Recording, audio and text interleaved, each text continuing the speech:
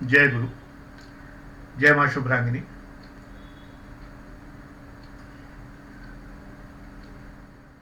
काव्यायनी 4 यानी काव्यायनी का चौथा भाग।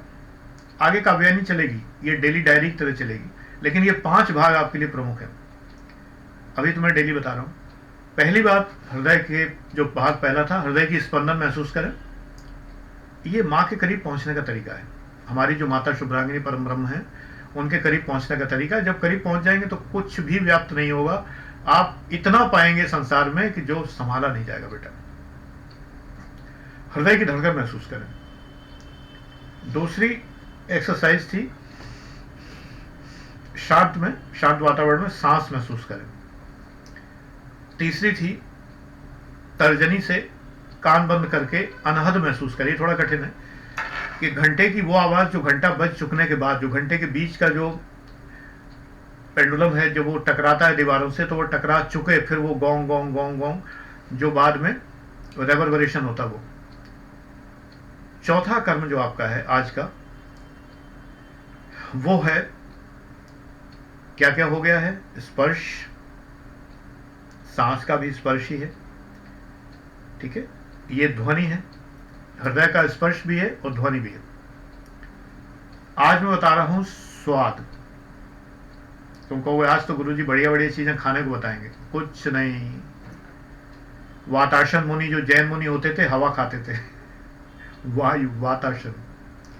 कुछ खाने को नहीं है।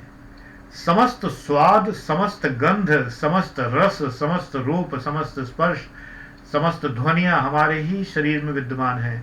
सेंसोरियम जो हमारा है वही फील करता है। यही मैं सिखा रहा हूं। आज आपको सिर्फ सिंपली हस्तमुख प्रक्षालन करने के बाद, कुल्ला वगैरह करने के बाद ठीक ठाक होके सुबह के समय में ये 3 बातें करके, हृदय स्पर्श करके, श्वास को अनुभव करके, कान में कोशिश करके कि आपको वो गॉन्ग सुनाई दे या सरसराहट, मरमराहट कुछ भी सुनाई दे। इसके बाद आपको ये कर स्वाद अनुभव करना है। उस परम ब्रह्म द्वारा सृजित स्वाद का अनुभव करना है, स्वर्गिक स्वाद का अनुभव करना है। मुंह आपको पूरा बंद नहीं रखना है, हल्का सा खुला रखना है। नाक से धीमी सांस लेनी है, जितना धीमी ले सकें, और महसूस करिए कि जो आपको स्वाद बहुत, मान लो आपको रबड़ी फालूदा पसंद है, आप कल्पना करिए कि आप वो खा रहे हैं, या आपको कुछ भी चीज जो ज्यादा पसंद है। दारू वारू कल्पना मत करना, फिर तो तुम शुभ्रांगिनी वाले मामले हो ही नहीं, है ना। नहीं सोचो कि बोध का पसंद है किसी को, 4 बोतल बोध का काम मेरा रोज का, वो मत करना। हनी सिंह के शिष्य कृपया इस चैनल पर नहीं कुछ पा पाएंगे। हालांकि मेरी बहुत प्रिय शिष्या हनी सिंह की बड़ी फैन है, और स्पिरिचुअल भी है, दोनों बातें। Exceptions are there. तो वो मेरे उस प्रथम दिन की साक्षी भी है, जिस दिन मैंने कहा था, बहुत सारे बच्चे थे, मैंने कहा था कि आज से मैं अपना जीवन बदल रहा हूं और पूरी तरह स्पिरिचुअल फील्ड में जा रहा हूं। उस दिन मेरी सभी फोटो उसी बच्ची ने उतारी थी। तो मुझे ध्यान आ गया बीच में, ईश्वर उसका भी कल्याण करे, सबका करता है तो उसका भी करेगा। तो आप एक ऐसा स्वाद अनुभव करिए। फिर आप ये सोचिए, वो स्वाद अनेक स्वादों के साथ मिलकर आपको रससिक्त कर रहा है, आपको रस आस्वादन करा रहा है। कभी कभी तुमने कोई ऐसी चीज खाई जिसमें लगता है कि इतना आनंद आया खाने में। अगर कमेंट्स में शेयर करोगे किसी पकवान या व्यंजन को, वेजिटेरियन होना चाहिए बेटा। नॉन वेज कम से कम परम ब्रह्म की पसंद तो नहीं है। परम ब्रह्म ने ही एक मुर्गा मुर्गी बनाया, परम ब्रह्म ने ही एक बकरा आदि जो भी बनाया, वो कुछ भी बनाया, तुम उसको मार के खा गए। चिकन के नाम पर, मटन के नाम पर, पोर्क के नाम पर, पता नहीं किस किस नाम पर, मुझे तो कहने में भी अजीब लग रहा है, वो तुम खा गए। हत्या करके शव खा लेना, ये कैसे परम ब्रह्म को पसंद होगा? तो ये चीज हमारे सिद्धांतों में नहीं आती है।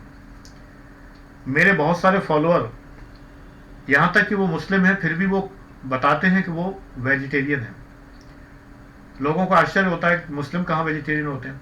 हालांकि एक बच्ची ने एक बार झूठ बोला था, वो मुझसे कहती थी कि वो वेजिटेरियन है, लेकिन उसकी जो हॉस्टल के पार्टनर ने कहा कि नहीं सर वो झूठ बोलती है, वो बाकायदा उसके लिए चिकन आता है। एनीवे, बच्चे कभी कभी माँ बाप से झूठ बोलते हैं, चलता है, कोई बात नहीं है।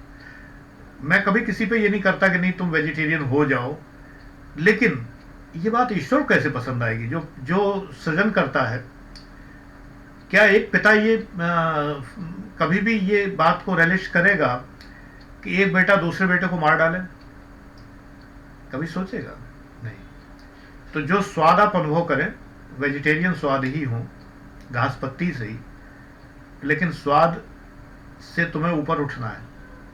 मां शुभ्रांगिनी के निकट पहुंचने के लिए आपको इन स्वादों से ऊपर उठना है। मैं तो आपको दिव्य स्वाद की ओर ले जा रहा हूं, तुम कहां नॉनवेज और उसमें पड़े हुए हो, मसालों में और तामसिक भोजन में। दिव्य स्वाद का अनुभव ऐसे होता है कि तुम अपनी जिह्वा पर यह अनुभव करो कि मीठा भी अनुभव हो रहा है, खट्टा भी अनुभव हो रहा है, तीता भी अनुभव हो रहा है, कड़वा भी अनुभव हो रहा है, सभी स्वाद हमें अनुभव हो रहे हैं। धीमे धीमे महसूस करो, तुमने मीठा खाया, नमकीन खाया, ये स्वाद के द्वारा, जैसे संगीत के द्वारा होता है, ऐसे स्वाद के द्वारा हम उस परम अवस्था पर पहुंचे कि जब स्वाद का हमारे लिए महत्व ही न रहे, हम कल्पना में वो स्वाद ले लें। कभी कभी कल्पना में इतना स्वाद ले लिया जाता है, फिर आवश्यकता नहीं पड़ती। मैं एक छोटा सा एग्जाम्पल बताऊं। मेरे भांजे का विवाह था, तो जीजा जी ने मेरे जिम्मे एक काम किया। उनकी मिठाई की दुकान है कटरा चौराहे पर, तो उन्होंने मुझे एक काम दिया, मिश्रा मिष्ठान भंडार है अभी भी। तो उन्होंने ये कहा कि जितने भी मिठाई की दोने लगाने हैं, दोने जो होते हैं, 5-5 मिठाई उसमें रखनी थी, तो वो तुम सुपरवाइज करो, तुम अपने हाथ से लगाओ और सुपरवाइज भी करो कि सब में 5-5 आ जाए। तो हाथ से स्पर्श करते करते, अब इसके बाद वो कई घंटे का काम था, वो काम पूरा हो गया। सैकड़ों वो दोने लगाने थे, जो कि खाने के साथ, पत्तल के साथ रखने थे। फिर मैं अंदर आया, मैंने कहा जीजा जी हो गया काम सारा। जीजा जी ने कहा अरे तुमने कुछ खाया कि नहीं अभी? हमने कहा खाया, पेट भर गया पूरा। बोले कि चलो फिर ठीक है। हमने कहा नहीं खाया कुछ नहीं है, लेकिन वैसे ही पेट भर गया। मिठाई को छू छू कर, देख देख कर पेट भर गया, मिठाई खाने की इच्छा नहीं हुई कई दिन तक।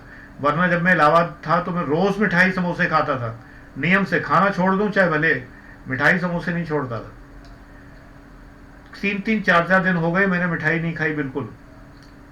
ये होता है स्वाद से विरक्ति। तो तुम्हें स्वाद से विरक्ति पैदा करनी है। तुमको फिर हमारी जिंदगी में रहेगा क्या? नहीं, ऐसा नहीं है। तब तुम्हें जो स्वाद आएगा वो इतना दिव्य आएगा, जिस समय तुम लालच में नहीं रहोगे, स्वाद की विरक्ति उत्पन्न होने लगेगी, तब तुम परम ब्रह्म के निकट पहुंच रहे हो। और तब तुम जो कुछ खाओगे इतना आनंददायक होगा जिसकी कोई सीमा नहीं। तुम सिर्फ रोटी ले लो, एक कौर, मेरे कहने से एक एक्सपेरिमेंट कर लो, साइंटिफिक है ये। 1-2 कौर रोटी लेके मुंह में जितना आता है उतना रख लो, चबाओ। तो अरे बड़ा बेस्वाद है, न सब्जी न कुछ, गुरुजी ने क्या काम दे दिया, टास्क दे दिया। हाँ ये टास्क है, इसको चबाओ, चबाते जाओ, चबाते जाओ, चबाते जाओ, चबाते जाओ। तो जो स्टार्च होता है रोटी के अंदर वो टूट जाएगा, टूट के मैकेनिकल डिसोसिएशन होता है, तो ये टूट के ग्लूकोज और फ्रक्टोज में बदल जाएगा। और जब ये ग्लूकोज फ्रक्टोज में बदलेगा तो दिव्य मीठा स्वाद आएगा। वो रोटी मीठी हो जाती है और चबाने पर, भैंस तो भूसा खाती है, वो भूसा मीठा हो जाता है। भूसा भी सेलुलोज है, उसके अंदर भी ग्लूकोज फ्रक्टोज बनता है चबाने से। ऐसे ही जब हम स्वाद को अनुभव करते करते करते करते इस स्टेज पे आएंगे कि हमको वो बहुत ऐसा स्वाद मिलेगा जिसको ना मीठा कहेंगे, ना तीता, ना कड़वा, ना खट्टा, ना कैसा कसैला, कुछ भी नहीं कह सकते। ये एक दिव्य स्वाद होगा, दिव्य, ऐसा दिव्य स्वाद होगा कि फिर इसके बाद आप जो कुछ खाएंगे सब अच्छा लगेगा। मुझे प्राय सब अच्छा लगता है, 1-2 सब्जियां मैं नहीं खाता, मुझे नहीं पसंद आती, लेकिन बस यूं ही कहने को है। अगर मैं खा लूं तो मुझे लगता ही नहीं कि मुझे क्यों नहीं पसंद आती, एक आध बार खानी पड़ गई। जब आप कहीं बाहर है, किसी घर गए हो, बनी है तो खानी पड़ेगी। खाई मैं इसको नापसंद क्यों कर रहा था? जैसे राजमा मुझे कभी पसंद नहीं था, मुझे मैगी बिल्कुल पसंद नहीं थी। अभी मैंने एक दिन मैगी खाई तो खाना पड़ गया उस दिन किसी वजह से। खाई मैं कि ये तो अच्छी चीज़ है, इसमें क्या बुराई, ये तो बहुत बढ़िया। ये स्टेज आ जाती है कि फिर आपको हर स्वाद दिव्य लगने लगता है, हर स्वाद अद्भुत लगने लगता है। और इस वीडियो के अंत में एक बात और दोहराऊंगा जो मैंने पहले भी कही है कि एक बार मैं पूरा खाना खा गया, सब्जी में नमक नहीं था। बाद में मेरी पत्नी की छोटी बहन ने कहा कि जीजा जी आपने बताया नहीं नमक नहीं था सब्जी में। नमक नहीं था, मुझे पता ही नहीं चला। मेरे लिए इतना काफ़ी है कि पराठा और मेथी आलू था जो मुझे बहुत पसंद है, दैट्स ऑल। अब मेथी आलू में नमक है कि नहीं, आज भी जब मेरे सामने खाना आता है तो पत्नी परिचय देती है खाने का, ये गोभी आलू है, ये दम आलू है, ये फलाना। अगर ना बताएं तो मैं भटकता रहता हूँ कि कौन सी सब्जी थी, मैं नहीं पहचान पाता। पता नहीं ध्यान कहाँ रहता है। शायद इसी को मेडिटेशन कहते हैं। God bless you.